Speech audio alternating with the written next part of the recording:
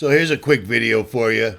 Forbes magazine accidentally released pictures of the 2025 6th generation 4Runner. This is the TRD version right here, and if you go to Forbes magazine right now, you'll discover that this has been removed. Oops, somebody done effed up, and it is what it is. Forbes is a mainstream magazine that basically they're writers for hire. There's nothing behind it, blah, blah, blah. When you deal with Toyota, you should at least have the common courtesy to make sure that you're not leaking or spilling the beans. The beans, my friends, have been spilt. I'm looking at this thing, and it's a good setup. It's a good setup from TRD Pro. I noticed that it appears to have rock sliders on it. It has really lame tires, a roof rack that won't do anything. You'll have to replace it. And lots of big pieces of plastic, which is cool. Notice the rear windows. You will not be able to put gull wings in there unless somebody comes up with a really good set. But the problem is there isn't going to be any aftermarket support for this for a while. You know what I mean? For a while. So it is what it is. I see a lot of plastic here that I replaced on my vehicle with steel because steel gets the job done for America. JMO. Man, I guarantee you that Toyota is piping super hot right now that this got leaked before it was supposed to. Unbelievable. But it's a good looking vehicle, I suppose, but I'll stick with mine. 37-inch tires, 2-inch long travel in the front, Dana 60 in the rear end, custom-made drive shafts, dual transfer cases, triple shifter, supercharged, and paid for. And a massive, that's the reason I got the 5th gen, massive aftermarket support for this particular truck. So for all those people that are going to try to jump on the 2025, keep that in mind. There is no aftermarket as of yet whatsoever at all, and everything in the world is available for the 5th gen 4Runner. So that's what I'm doing. And it looks like Forbes magazine is going to have to ride off into the sunset on this one. Wow, what a mess up. They just went and spilled the beans. Oh my.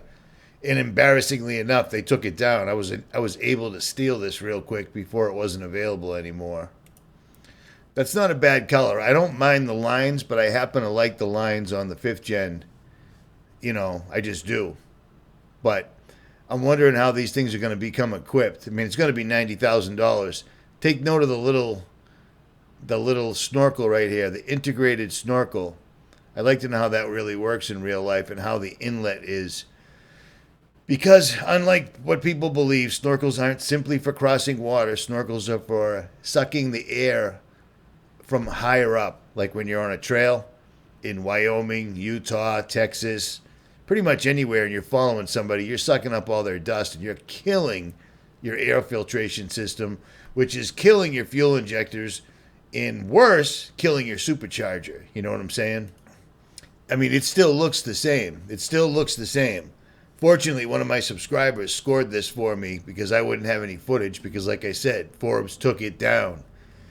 But I do like the mud flaps or whatever you call these right here. The things that you rip off on the trail when you actually four-wheel your truck. I do like them, but I wouldn't use them. I see they've incorporated some little lights in there, which is nice. All these things are nice, but I mean, you rip them all off. Look at that rear trailing arm. Perfectly level. We got to put some angle on that, a little lift, a little up. You got to fit 37s under there. I know. 40s. I ain't doing 40s. Nobody should, but whatever. That's a good color. That's a nice setup right there. The secret squirrel license plates. I noticed the exhaust is on the opposite side, which I find queer, strange, unusual. The thing is, I mean, it's not very far off what we saw back here in April of 2023.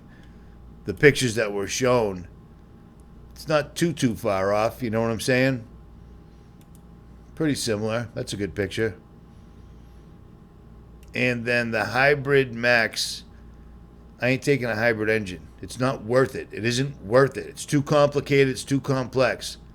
I'll stick with the 4.0 with a supercharger on top. Put out 403 horsepower. Yes, it's been dynoed. The front end doesn't do anything for me because that's all going to get replaced with metal. Metal makes the truck work. Unless you're just buying a 4Runner to meet up and have coffee and such. I mean, I suppose you could do that. That's not necessarily what I do. My truck's been in a couple of shows, and it was a showstopper both times, which was very cool seeing how I built it in my driveway. At any rate, that's it. That's all I got. Appreciate my subscribers that sent me the info. I'm out.